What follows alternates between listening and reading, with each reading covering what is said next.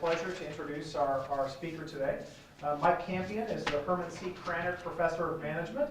He joined Purdue in the Organizational Behavior and Human Resource area in 1986 after having worked for 4 years each at IBM and Weyerhaeuser Companies in HR research and management jobs. He's an industrial and organizational psychologist. His PhD is from North Carolina State. Here at Purdue, he primarily teaches HR classes, but his research spans HR and OB, including a wide range of topics, including employment testing, interviewing, employment discrimination, job analysis, work design, teams, performance evaluation, compensation, turnover, career development, employee motivation, and others. And I will tell you, we've actually changed the way we do a lot of our interviewing screening down in the dean's office based on some of Mike's work. I don't know if he knows that. His favorite self-description, which I think is Did you see his face? no, that was a positive thing, right? His favorite self-description is, I may be old, but I try to act immature once in a while. And I think we can all agree on that. Well, thank you so much. So for today's presentation, I thought I would focus on the art of publishing rather than on specific HR research. And I know you'd be interested in HR research, but we're all about publishing. And I've made kind of a hobby out of trying to publish in the broadest number of ways. And I thought maybe that would be of most interest. So that's the point of today's presentation. Now, just some numbers. I didn't put them in the dean's presentation because I wanted to put them on this chart. But you know, I've had a pretty successful life publishing. Got 66 what we call A publications. My citations are pretty high. I don't really know what the benchmarks are. I actually never looked up citations until about 10 years ago because I thought they were likely to be low and I would be disappointed. But I did a few years back, and these are kind of the latest. I'm probably most impressed with citations in the textbooks. And that turns out to be not a great number of articles, but a small number of highly practically useful pieces is what gets you cited frequently in textbooks. In terms of non-numbers things that I'm most proud of and were the most meaningful experiences of my life would be being an editor of one of the top journals. And I did so at a time in my life when it really mattered to me because it taught me a lot about research that subsequently made me a better scientist. So I did that about 25 years ago. I was also able to be the president of my profession, which I have, which is a great honor, and winner of the big award. So why am I so preoccupied with publishing? Well, like so many people, I have very humble beginnings. My family was very poor, and we're kind of that classic American thing where each generation kind of does a little better. So my dear dad's father died when he was 2, and a bunch of kids, a single mother in middle of North Dakota in 1915. You're going to be poor, and they were. And so was my mom, daughter of Polish immigrants. They had no money. Neither of them finished high school, but they saw the importance of education, and they sent, through working multiple jobs, all of us kids to parochial schools, so we got a little better education. But still, we wore mostly used clothes as a kid. Mom made her own soap. Anyway, but it wasn't all so bad, except for the fact that I did walk to school every day in 3 feet of snow. Because I grew up in Minnesota. So it was kind of a lumpy start, I went in, when I started college, if you had any ambition, you went into pre-med because that was the greatest job, we thought. Well, there's chemistry to deal with and calculus and did you know zoology, those big words that are embedded in the text, you're actually supposed to learn those? I thought it was all about bunnies, and where bunnies live. Anyway, got a lot of C's. Switched out of that, but my grades were not that great, so I didn't get into a very good school. So most of my education was in second-tier schools, schools that are not as good as Purdue. But I was able to learn, and I got my PhD, but I didn't get it in my first school. In fact, I was kicked out of my first PhD program because they didn't think I could make it. I'm now their most famous grad. Some revenge about that. And the best description was in my one of the letters of reference when I went to graduate school. And it says, what Mike Campion lacks in raw cognitive power, meaning he's not very smart, He makes up with wide-eyed enthusiasm. That was perfectly descriptive of what I was like at 20, 21 years old. Now, 40 years later, 40 plus years later, after studying this field for 120,000 hours, I am a lot smarter, but I'm still wide-eyed enthusiastic. So some things don't change.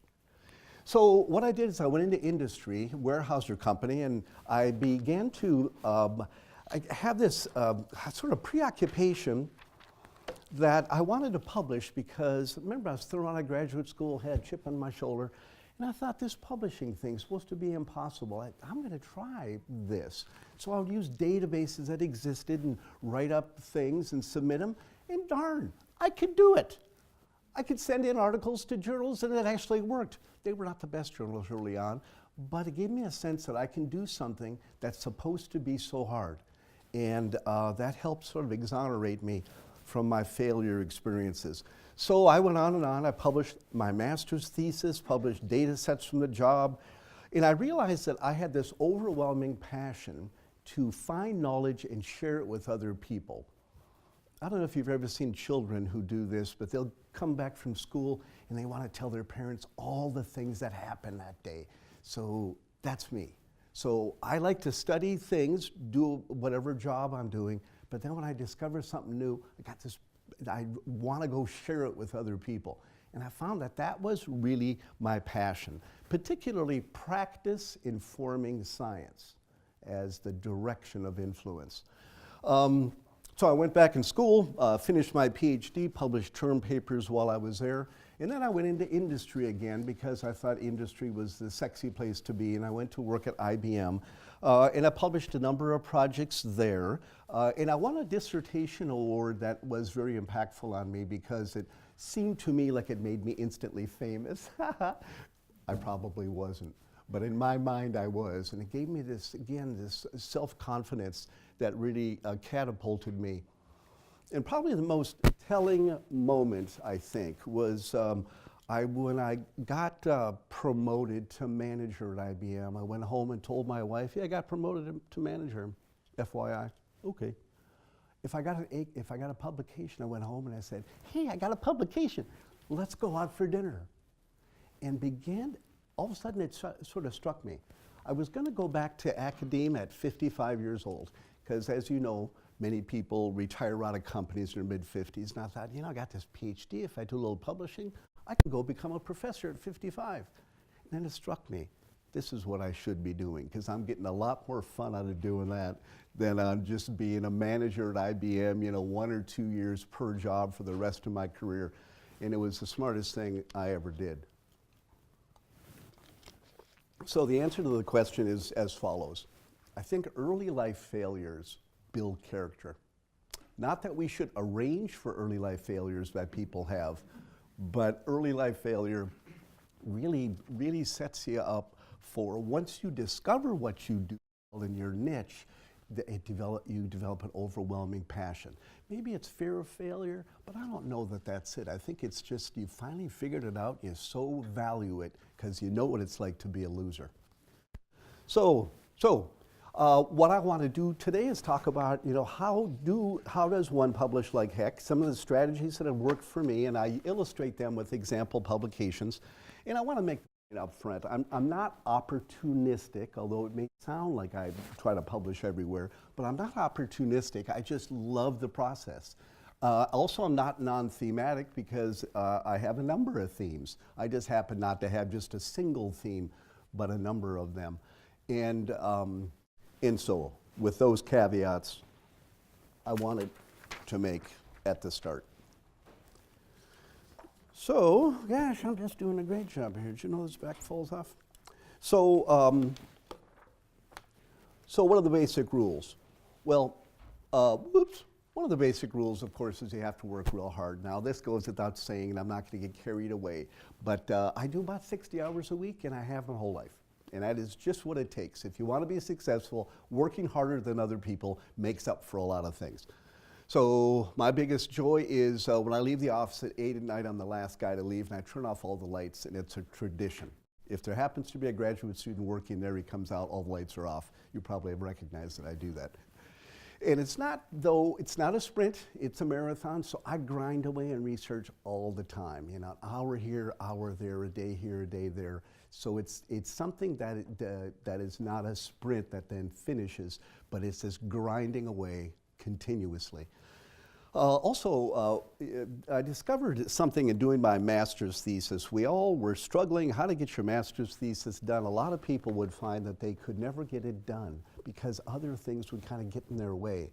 They would say, well, you know, I got teaching to do during the week, my research assistantship, and so this weekend, man, I'm gonna focus on getting my thesis done. Well, the weekend comes, something else happens, next week starts, got teaching to go on, and I got these other obligations, and they would put off the really big things that mattered.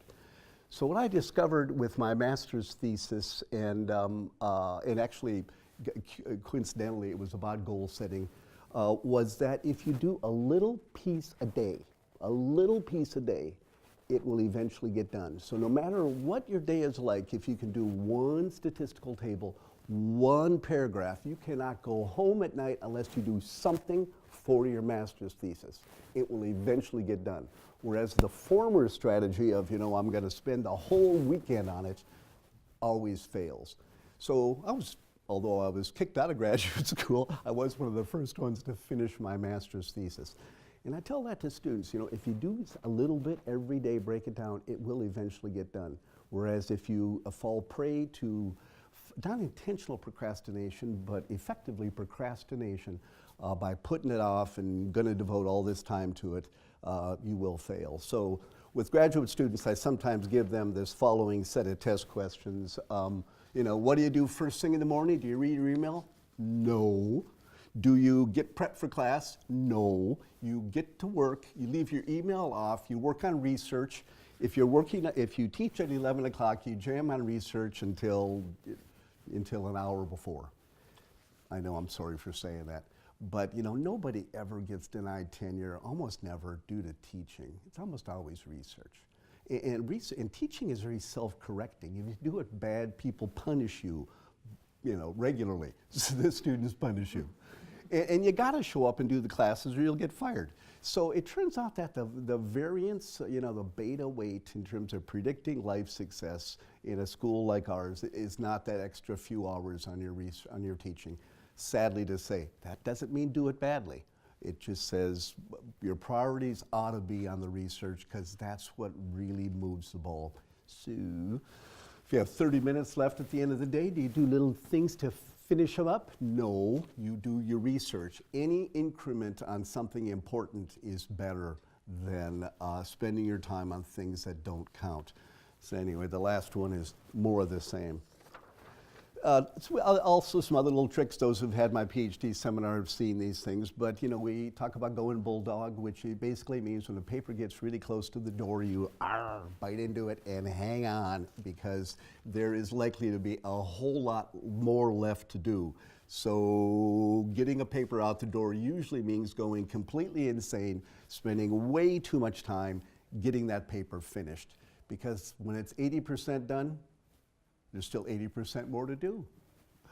So one of the things that I found useful, and you may disagree with it, but I found it very useful, was to practice in low-grade journals. So early on in my profession, I would write papers up just to go through the process, you know, getting the paper done, you know, proofing it, sending it off to the journal, getting comments back, dealing with the comments, getting it revised, just the process of publishing. And so I published a number of pieces in no-name journals that'll have no impact on my career, but it taught me the process. So I wouldn't recommend you do a lot of that as a student, but I think some of it, just to get that part of it down pat, is not a bad idea. So how to pick research topics. This is an important part of being highly published, I think. And one of the first bits of advice I would give is don't let your interests drive you, because you don't even know what you're interested in. It's like secondary ignorance. You know, you not only don't know about a topic, but you don't even know the topic exists. And instead, I would propose that as you study a topic, you get more interested in it. So once you study a topic, you realize you have some insights, it becomes more interesting.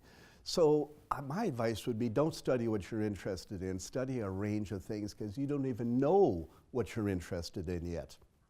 That probably describes most of the things I've studied in my career. Another big one that'll come out again and again as we go through the remainder of my talk is you can do practice and research at the same time. So I like to be stimulated by applied projects, and I find in most applied projects there is publishable research. So you can get both. It doesn't have to be one or the other. I wrote it up in my presidential address a number of years ago, kind of some of these rules. That's the only reason for that citation. But the other thing I think is if you publish on topics that have a lot of consumerhood, that is a good strategy. So some illustrations in my life would be interviewing. Everybody does interviewing, selection, testing, hiring people for jobs being another, and then of course teams. We're all crazy about teams, being just 3 illustrations. So studying topics that people widely read is a good strategy. Hey, Mike, question for you. How do you identify what a fad is as opposed to something that's new and is going to be important and have broader readership later? Well, the latter one's harder, but certain basic topics are always going to be the case. Like in my field, you're always going to be hiring. But I'll give some examples in a few minutes of where you can watch as waves rise and fall. And that's a trick. I would say in my field, it's primarily look at the core topics, things that we know we have to do. We have to hire people, we have to train them, we have to appraise them, we have to pay them. But whether, I don't want to diminish it, but there's a lot of emphasis now on abusive supervision. Abusive supervision. Maybe it exists, maybe it doesn't. I don't know if 10 years from now we'll still be worried about abusive supervisors or if they are instead just supervisors that are demanding. Just one illustration. Yeah. In your first point, you mentioned this, don't study what interests you, but the title of your presentation says, and enjoy the heck of it. So how do you enjoy something if it doesn't interest you? Because you'll become interested in it. So you're deferring the enjoyment. Well, no, I'm saying once you get into it, well, maybe I guess I am. Once you get into it, it becomes interesting. You just don't realize it because you don't know enough about it to know that you're interested. And plus, as I say, once you build up some knowledge in an area, you have kind of efficacy that you can make a contribution and you have something to share, and all of those things, I think, feed together. So I tell students, I'm basically interested in everything. I've never found a topic that I studied that I didn't get interested in. And so starting graduate school and saying I'm only interested in these neuro topics, I think is arbitrarily limits your potential for contribution. Personal view. So a number of other things is look at the journal outlets and make sure you got a few. These 2 articles are good examples of articles that had a big impact but didn't get in their early submissions. So the first one we wrote on teamwork based on some research at Allstate Insurance Company. It didn't get in until the 3rd journal, and it turned out to be my most cited piece. The other one with Chris Berger, now retired, it was the best paper submitted to the Academy of Management in the Human Resource Division, which in those days was only like about 200 papers. But then it succeeded, it was rejected in every journal, and then it was accepted by the journal. They loved it so much they put it as the first article. Had there only been 1 or 2 journals, neither of those would have seen the light of day. So writing on topics that multiple journals will consider is another trick. Avoid well-known pitfalls. I only say that because there are certain things we absolutely know will get you rejected in journals, and I committed a bunch of them to a checklist one time when I was an editor and published it for the purpose of reviewing articles as an editorial. But it pays. We should remember that. I find that students, the field is getting so big these days that students don't know all of the pitfalls. So something like this checklist was useful. Well, like in our research, we collect primarily data on people, and if you ask on the same questionnaire different questions, people will give you correlated responses. just because you're measuring them on that same questionnaire. We call that common method variance. So you got to separate your measurements, get people's evaluation of their job performance from their supervisor, and then get their discussion or their evaluation of their teamwork behavior from the employee, and correlate the two is better than asking people if they're strong performers themselves, which they may not be able to judge. That's just one illustration, but there's many others like it.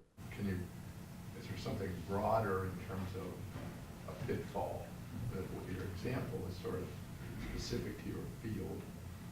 So you say avoid well-known pitfalls, which apparently I'm falling into more and more regularly. So I'm trying to learn what these pitfalls are, broadly speaking.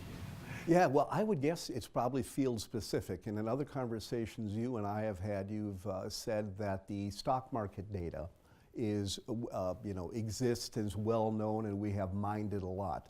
So I don't know, but it could be that someone studying your field might find that using just stock market data, which is available to everyone and is overstudied, might be a bit of a liability.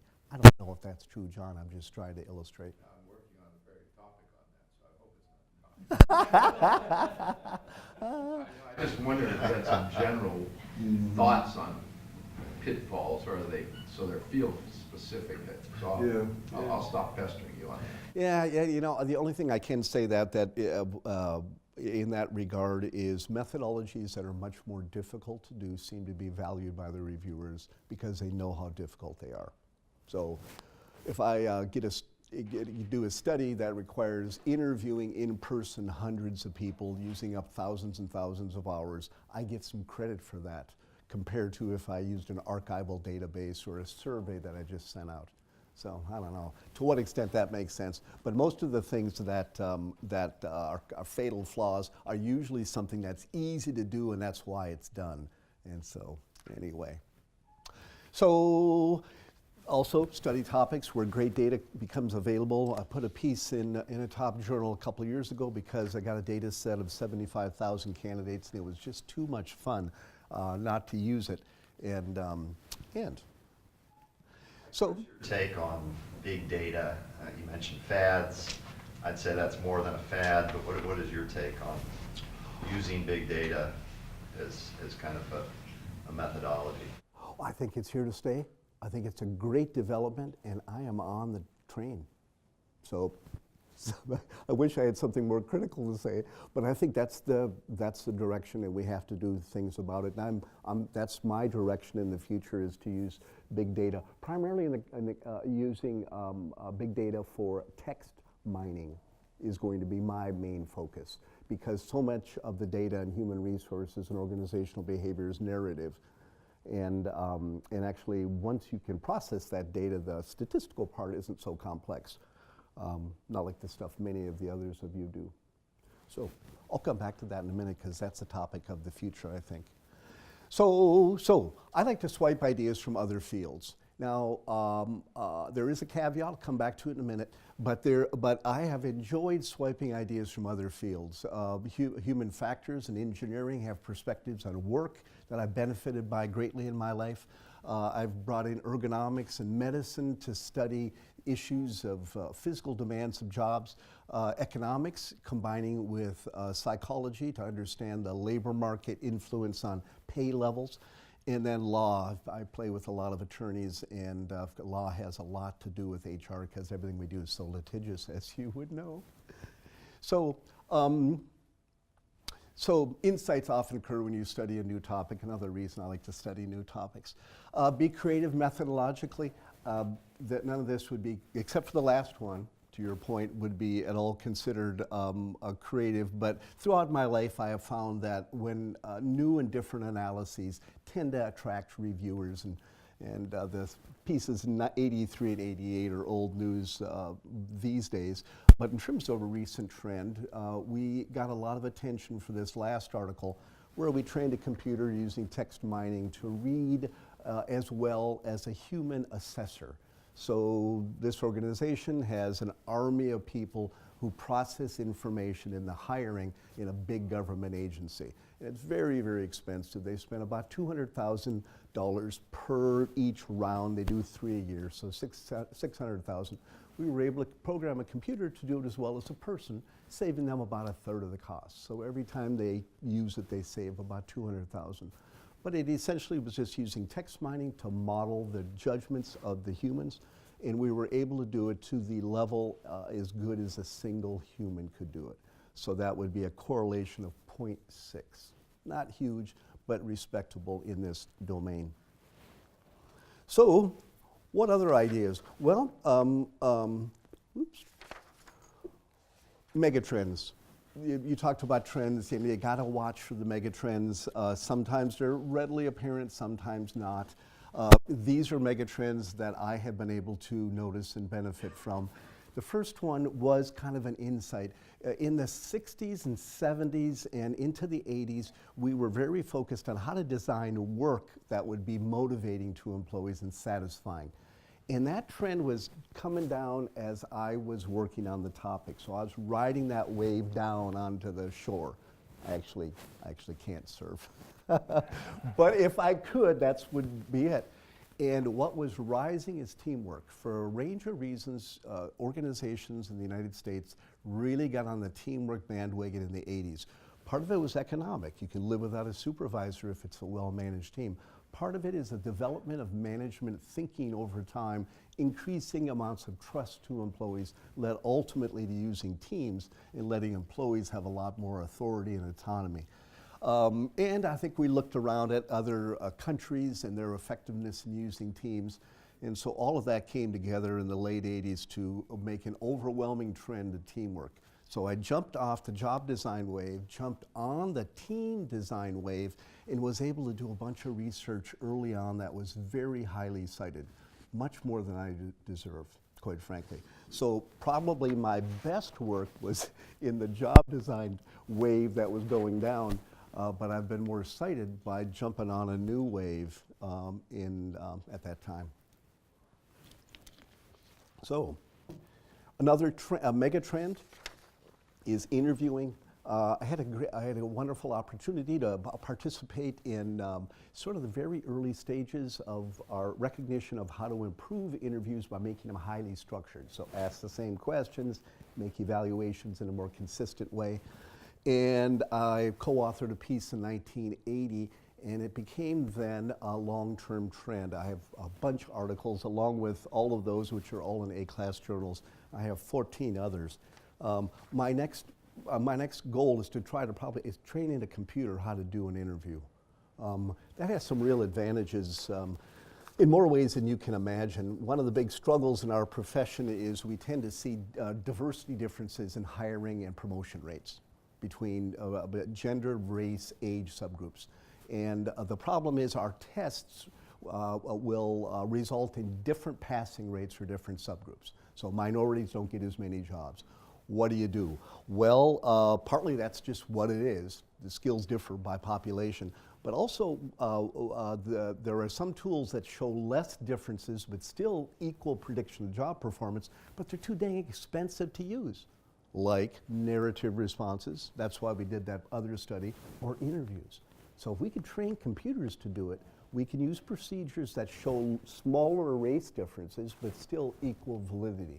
That's a big deal, a really big deal in HR. I know living in Lafayette, Indiana, doesn't seem much like it, but you know, about a third of our country is disadvantaged minorities. You know, we don't see much of it. Mostly what we see international at Purdue here, but the rest of the world, that is a major struggle. For every big organization, they're all worried about that, and there's billions in litigation spent on that topic. In fact, I think there's 50,000 cases filed with the EEOC every year. 50,000, big number. Please. So I'm following up on your question regarding training the computer. And one of the issues is if the current composition of people doing jobs does not reflect the general population, how do you train the computer to basically eliminate factors that should not? So I'm just wondering, just purely from a data set perspective, you don't have a big enough data set given the current lay of the land. So how do you eliminate a bias when you don't have the data that would allow you to eliminate the bias? Right, let me give you two answers. One answer is when you do text mining or any kind of modeling, the data that you use influences your likelihood of what you find. And to the extent that your data reflects underlying biases, your program will model that. And in fact, I sit on a board of a company that does this, and a bunch of data scientists, and that is their main concern, is how to deal with it, because they don't actually know what about the computer program is causing these subgroup differences. Because it's very mathematical, thousands of variables being scored, they can't actually show that their procedure is job related. So we do lots of things. Sometimes, like in my study, what we did is we deprived the computer of the information that was not to be considered. In the case of this big government organization, there was a law once that said they could not use educational affiliation. So if you went to Harvard, didn't count, went to IUPUI, counted the same. So we deprived the computer of the information. This little company that I advised, their approach is they create their algorithms, then they correlate it with race, gender, and age, and basically mathematically correct it. Which I don't want to get down the road too much on that topic, but there's potential that that's illegal. We have an employment law in our country, this 91 Civil Rights Act, that says you really can't adjust scores based on race or gender. But it's going on these days. Sue. You didn't hear that, yeah. Yeah, yeah, I don't mean to try to be funny at all, but a little bit the catchings before the hanging. Yeah. So I don't know if they don't have adverse impact, whether they will ever be challenged. Anyway, we'll see. There's a lot to be done there. The second part of the answer is just to focus on job performance. The safe place you can always stand in human resources is what we do is job related. So as long as your procedures focus on job related prediction, you're kind of on a safe platform. So. As an alternative is in statistics, if you have censored observations, you can statistically fill in data for the region that you don't have too many observations. I was just curious whether some of those techniques are being used. Yeah. There's so much more I'd like to say about this. I'm just worried it'll get us off on other topics. But the laws in our country don't allow us to optimize. They basically say if you use, if you have any race or gender differences, you must show it's job related, and you cannot sort of select separately from each group. But since there are average differences in population level skills, you either have adverse impact or you can have valid selection procedures. Take your pick. You can't have both. We used to kind of line people up and use valid procedures, but take the top best minorities, the top best women, top best non-minorities, but that was made illegal because it's different standards for each group. So we have a dilemma that cannot be solved. Trying to solve that is good for consulting. I gotta tell you that. But it can't be solved. But maybe with computer technology we can come closer. And that's what I'm trying to do as one of my, swan songs here. Other things, other big trends we've had, I'm just gonna try to be really quick here. Fairness was a big trend. Try to jump on that trend. Use of big data, we've hit that a couple of times. Sometimes there can be other topics like job analysis, boring as you want to talk about, but you can reinvent it to competency modeling. So competency modeling is very different. Job analysis is boring. What do employees do on their job? Do you need math skills? What do you need? Competency modeling is what do we need to carry us forward into the future in terms of the skills your management will need. Executives love that. So recasting things in a manner that makes it more appealing can be helpful. And I don't want to get carried away with some of this other stuff, but we were able to add some new life to that topic. Same goes for the use of judgment in assessments. Same goes for turnover. There are stories there, but I want to be watchful of the time. And I have some more fun stuff to talk about, I think. So one of the things that I have found to be very useful is if you have students that have substantial prior experience, encourage them to capitalize on that prior experience to enhance their research. So this is just a couple of illustrations. Stan Mallis was an attorney and had a real passion for understanding why law firms have an up-or-out promotion policy. Just like we do in universities, you know, either you got to get tenure or you got to leave. And so he had a real passion, and we spent a number of years studying that topic and put an article in two of the very best journals trying to explain why that is the case. Well, you were part of it. You don't even remember.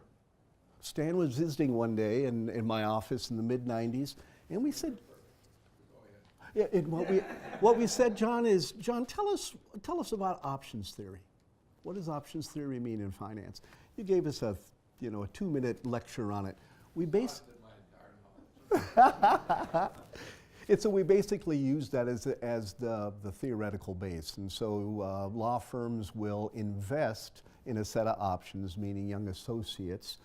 They will develop them over time by giving them assignments and mentoring and things. And then at some point they draw the line and they say, okay, is this person partner material? If they're not, we're going to let them go even though they're okay, and we're going to reinvest in someone else who might be partner material. So it's just like an option. And we kind of do the same thing, here. Assistant professors who don't show a given level of productivity by a given time, we ask to leave, even though we might love them, because we want to reinvest in people who could potentially be tenured, just like they reinvest in people who could potentially be partner. So that was very helpful. We've gotten a lot of attention for that, and we're still using it to understand promotions in other contexts in my current studies. Carl Mertz, he came to us from Thompson Electronics in Indianapolis and had a real passion to understand turnover. And we did a bunch of things on turnover, and so just an illustration to listen to smart students. Also, don't be afraid to get into social issues. In our field, I mentioned this already, we have a lot of social issues having to do with discrimination, and so I have tried to take advantage of that in order to enhance the science, because there are many, many issues of that nature. And those are just a sampling of some of them. So, the last one is how to pick research topics and to use instead applied projects. OB, HR, and industrial and organizational psychology are a little different than some of the professions you study in that we need to collect data from actual organizations. Using existing archival data sets is not normally the way we do research. We have to get data from real people in real organizations. So being involved in the application of the field is a good way to get that kind of data. About half of my publications came out of applied projects. Some of them consulting, some of them just activities involved with people in organizations who I partnered up with. So, oops, am I doing this right? So, how do you publish applied projects? Well, here's some. Well, let's start with that one. I never ask permission. Never ask permission. I have never yet gotten in trouble. I know I have a big government agency that I worked with for a million years, Department of State. So Department of State then. I've been their advisor for about 25 years. I've published a bunch of research. Well, it turns out they have a website the candidates do, because everybody wants to be a diplomat if you're on the East Coast. Being a diplomat is the coolest job in the world. They get so many applications that they hire about 2%. Everybody wants to be a diplomat. So they have these websites, so they swap information about hiring. Anyway, the people on the websites discovered me and the research I have done and wrote a whole bunch of stuff on the website. Well, the Department of State found out about it. And so it came up on a call. And there was kind of a report out, and at the end, it was okay, and we moved on. They didn't care. It's all electrons. It's anonymous, and when you work with the government especially, it could be considered public domain anyway. So if you want a project to fail, you say, hey, let's get the input of the legal department. Every time, that will torpedo that project and it'll never happen. They have only one answer. No. No is the answer. No, it depends is the HR answer. No, it depends. We already got that one. It's just electrons. And if it's anonymous electrons, who cares? It doesn't belong, it doesn't have, there's no potential way it can cause any harm, and it can cause some benefit. So the other thing, though, is when you look at an applied project, you'll say, I don't see a study in here. That is probably the case, but it's your limitation. There is a study in there, and like that old expression, there's a pony in there somewhere. I looked it up, popular expressions, and it's like the kid, so badly wants a pony. He's looking under the Christmas tree, there must be a pony in there somewhere because I so badly want a pony. Anyway, if you look hard and long enough, most applied data sets will have a publication in it, and if you can't find it, think some more, because it's your limitation. Authorship is free, so there is nothing wrong with co-authoring with people in practice. It's just a list of a few of them that I've written with, but they don't really get much of a payoff out of it, but it makes them feel good, and it doesn't cost you anything, and you get data that can help you with your research. Here's a fun story I just love. So when I was leaving IBM many years ago, in 83, 85, 86, I decided, like I was mentioning earlier, I wanted to be a college professor.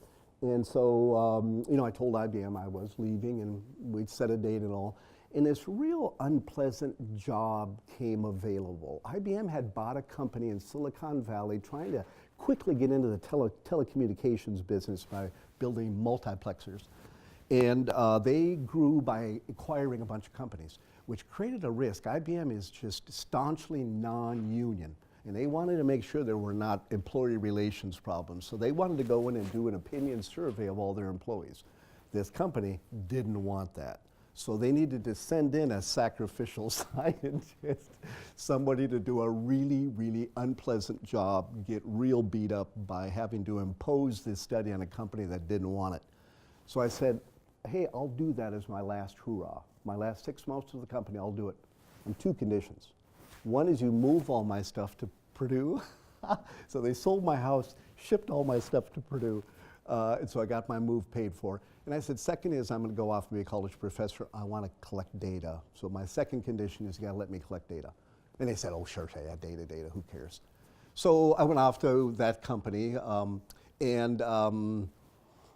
I'm working with the vice president of HR there, and I asked if I could collect the data because it was part of the deal that I would be able to collect data. And he said, gosh, these are really bad times. And I'm really worried about, how much research we're doing and the attention to the topic. And I said, well, hey, I got an idea. There's this huge IBM plant down in San Jose, a big 10,000 location IBM plant, and maybe you can ask the HR manager there. Knowing all along the HR manager there would love to have the HR manager in this new company owe him a favor. So anyway, worked out marvelously. So I was able to go to this IBM plant and collect data like you would not believe the quality of data. Every job in the plant, a random sample of employees, multiple data sets. Anyway, it was just so much fun. And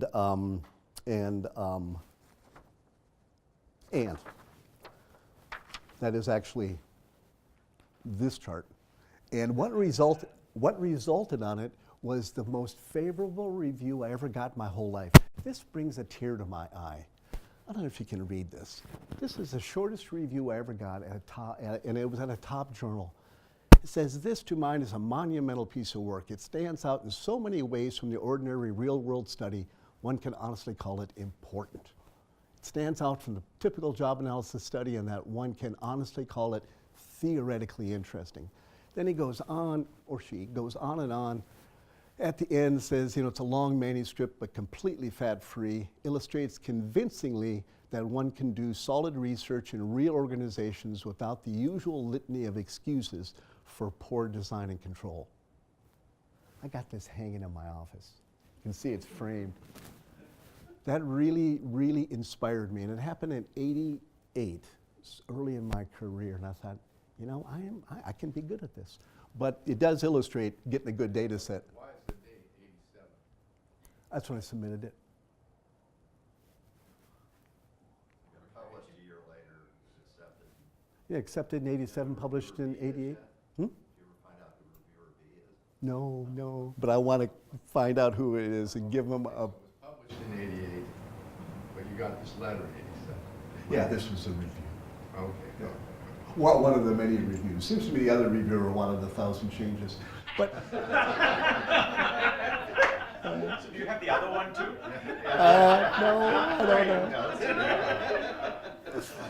So, of course, how to publish applied projects really benefits if you can get there before the data is collected so that you can insert additional measures.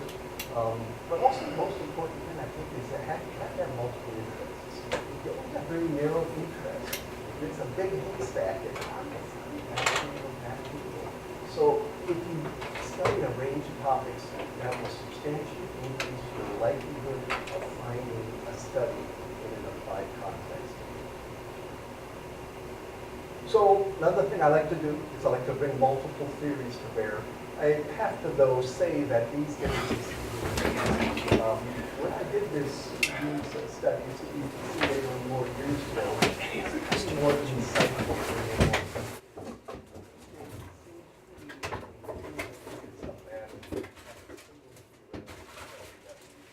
Now,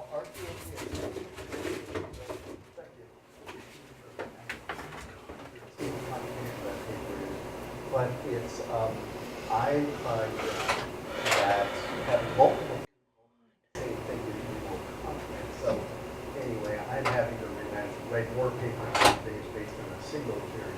But back in the day, I would use a lot of different theories from different areas. In fact, you know, when I was talking before about dropping from different fields, there was one thing I learned that's real important. When you drop from different fields, each field will likely feel like you did not contribute enough to their topic. So whenever this particular piece into a journal reviewed by economists, it's and another journal primary psychologists, they said the same thing. And so it's hard to publish interdisciplinary research, but each of them will want to contribute to their profession. But what interdisciplinary research mainly adds is the interdisciplinary spot. So it helps show how multiple disciplines relate to a single problem. But each of the people who review it can become a single discipline, but only looking at it from the perspective of their own science. So what to do about that? Because the two interdisciplinary journals are not yet A class. So if you send research off to the journals that promote interdisciplinary research, usually they're not A class. So what I found better to do is rob from other fields, but remember where your home is. So bring it home. You know, I can talk a little bit about economics, but man, better really make sure the contributions in psychology I submit to the psychology people. So I have learned the hard way. You gotta be careful about interdisciplinary research. So the open insight. So we're doing a study of training needs among finance. And they said, you know what matters? The jobs you have to do. When somebody's out of school 10 years, they won't even remember their MBA. What they will know will be total information on the jobs they have that individual period of time. Lily was very good at moving people around with different experiences. So we wrote a piece that's going to be very highly cited on that topic. But we started out studying training needs and found out that that was an interesting thing at all. Also, sometimes there can be anomalies. You know, so early in my life, I went to a company and we found that some people refused to work. We studied it and wrote a little piece. In another instance, we discovered that hiring temporary employees can be a problem. And some of my temporary employees,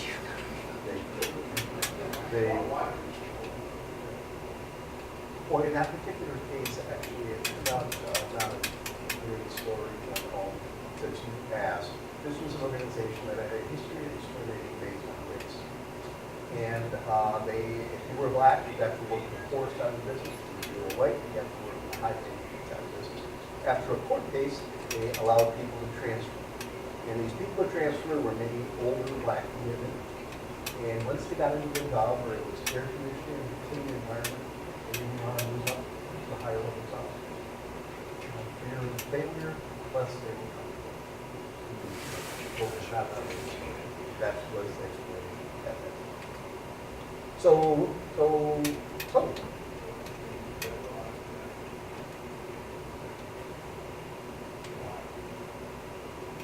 you know, we regularly find in HR that there's some number of people who are not as motivated by things you might think we are, career achievement, advancement, learning, all of it.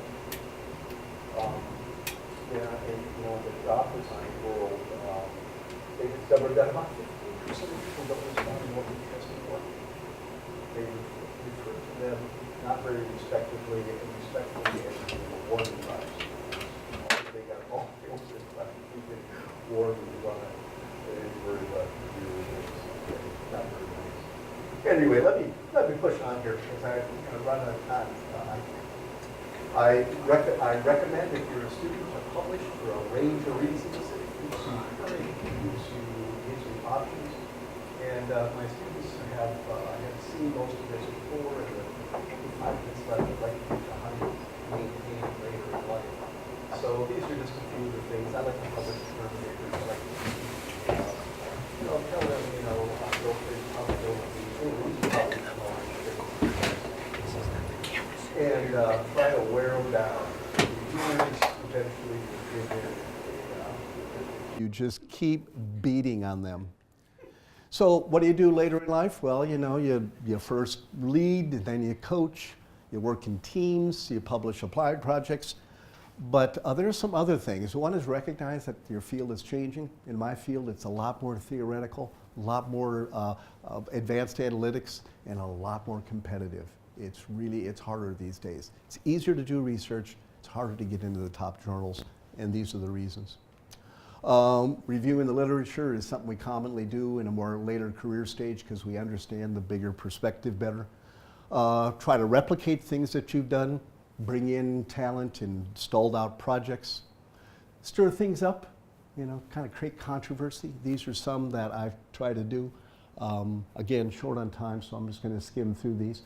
Work with people that show interest in you. So these are a couple of professors at other schools, McCarthy and Van Eydeking, that showed interest, and geez, we've got 6 articles together.